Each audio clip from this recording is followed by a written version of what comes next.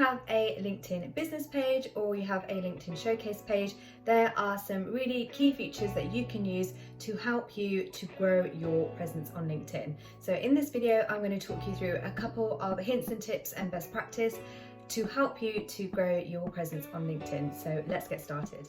Okay, so you've got your LinkedIn business page, or you might have created a LinkedIn showcase page and you've been populating it with content, but now you want to understand how exactly you're going to be able to grow that presence online.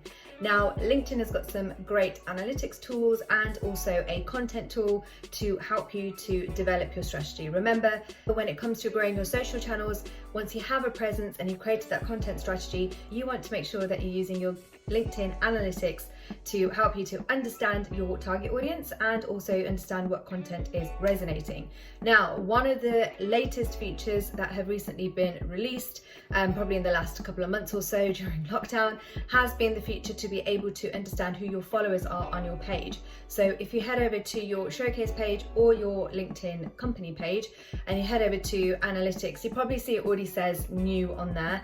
And if you click down to the followers tab, you'll be able to see that you can now see exactly who is following you, and you can scroll through and see the individual profiles if those accounts are open, and understand exactly who's following you on the channels. Now, obviously, sometimes you have like lots and lots of people that follow you on the channel. So instead of spending hours going through every single person, one of the tips that I have for you is to get a bit of a feel about, your month-on-month growth and the types of people that are following you, is to maybe have a look at maybe 10-20 people and start looking at percentages and divide them up into different categories. So maybe you have I don't know, maybe you do have recruitment people following that page, or maybe you have some key stakeholders, maybe you have employees following you, but maybe you have the right people that you want to be following you on that page as well. So categorize things and get an understanding about the types of people who are following you on your page.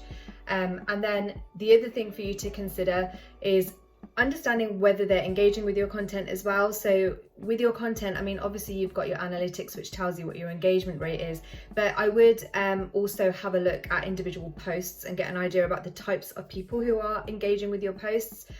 So have a look to see, you'll be able to see the names of people who are engaging.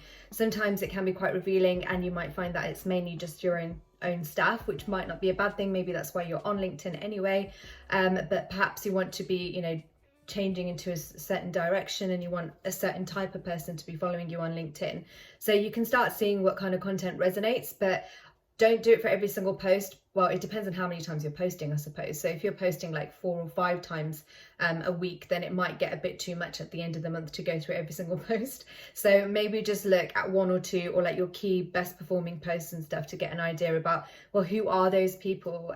So LinkedIn does give you that information. So why not get a bit of a deeper understanding about who those people are? The next thing I wanted to mention is also the feature which lets you share your content with your employees. So you might have noticed this when you post a post onto your LinkedIn page. If you go to the top right hand corner, there's a drop down. I think it says more or something. You click onto it and it will give you an option to share it with your employees. So obviously these are people who have gone onto LinkedIn and then have clicked on your company page to say that they work for that company. It's a really, really good thing to do, especially if there's any key stories that you want to be boosting. Again, it depends on how many times you're sharing content on the page. If you're posting once a day or twice a day, perhaps you don't want to be constantly sharing it to your employees. They might start switching off. So think about how many times you're using this, but if you've got any big pieces of information that you think is actually going to be relevant to your employees as well, then do go ahead and use that function and see how it impacts your engagement on that type of post.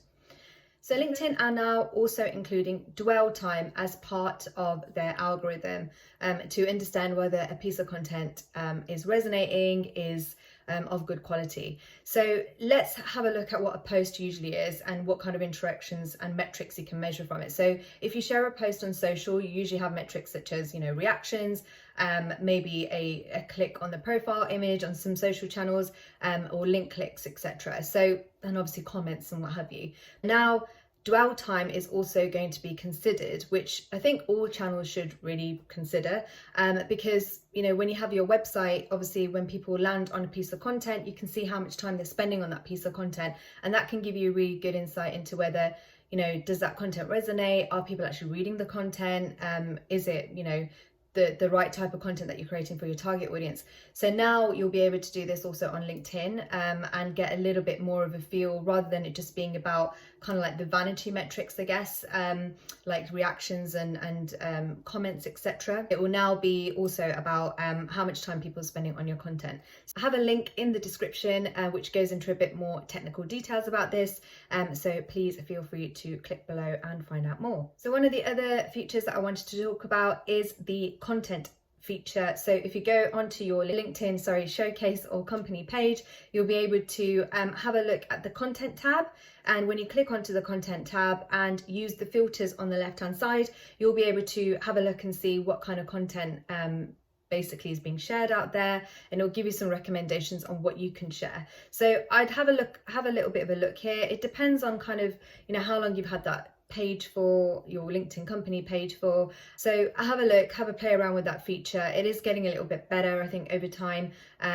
but have a look at that and use that to inform your content strategy as well. And that's it for this video. There are obviously other features that are going to be coming to LinkedIn soon, such as LinkedIn Live. So you might have already seen some LinkedIn Live sessions, and also you might have already seen on your LinkedIn page that some people have started to do polls. So I think that's a really great new way to interact with people, and also use it as like a kind of market research tool basically for yourself. So get an understanding about what kind of content it is that your target audience likes. Ask them those questions, do they prefer video to whatever it might be. So yeah, give it a go. That's basically everything for this video. As always, please don't forget to like and subscribe to my channel, and please do send me any comments. Some of you have been sending me some lovely messages over on LinkedIn and Instagram. It's great to connect. Thank you so much. I will be back next week with some more top tips and best practice, so I shall see you then.